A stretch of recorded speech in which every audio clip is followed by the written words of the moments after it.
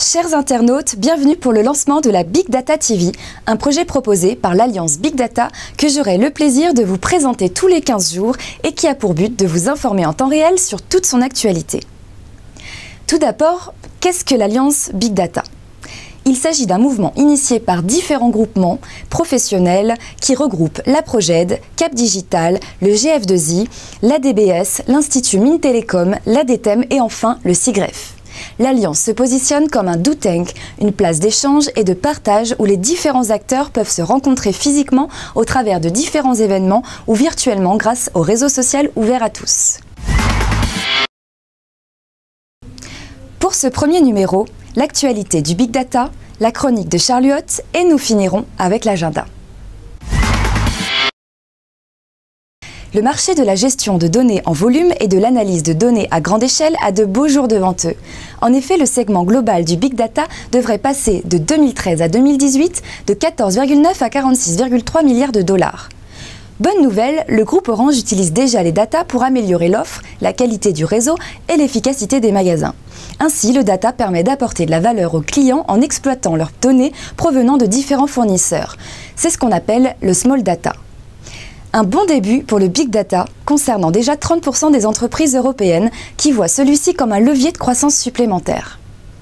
À New York, les temps de déplacement dans l'industrie du voyage sont optimisés grâce aux banques de données en open source qui fournissent par millions des requêtes de trajet en voiture, en train, en métro, à vélo et même à pied.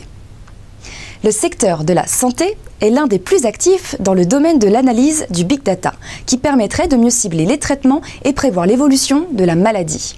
De ce fait, les coûts ont été sérieusement réduits, 300 milliards de dollars dépensés en moins aux États-Unis selon McKinsey.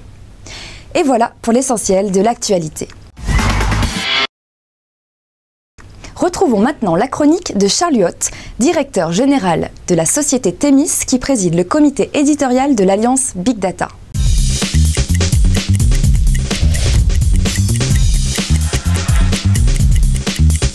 Selon une étude récente, entre 20 et 95% des nouveaux produits se solderaient par un échec après leur lancement.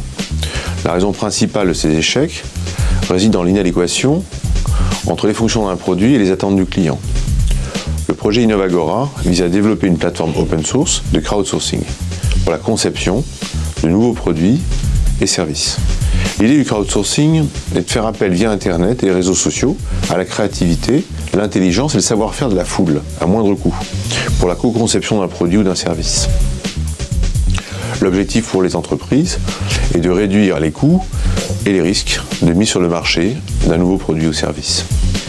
La plateforme Innovagora sera proposée en mode hébergé, assurant la mise en place rapide et flexible de campagnes pour les entreprises clientes. Les internautes pourront participer à la co-création au travers de différents canaux avec une expérience unifiée, site web dédié, application Facebook.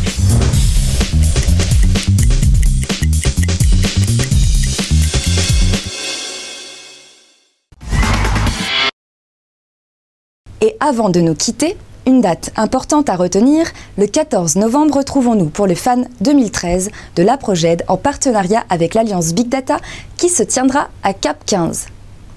Chers internautes, c'est déjà l'heure de nous quitter, mais nous nous retrouvons très vite pour un prochain numéro de notre émission. À bientôt.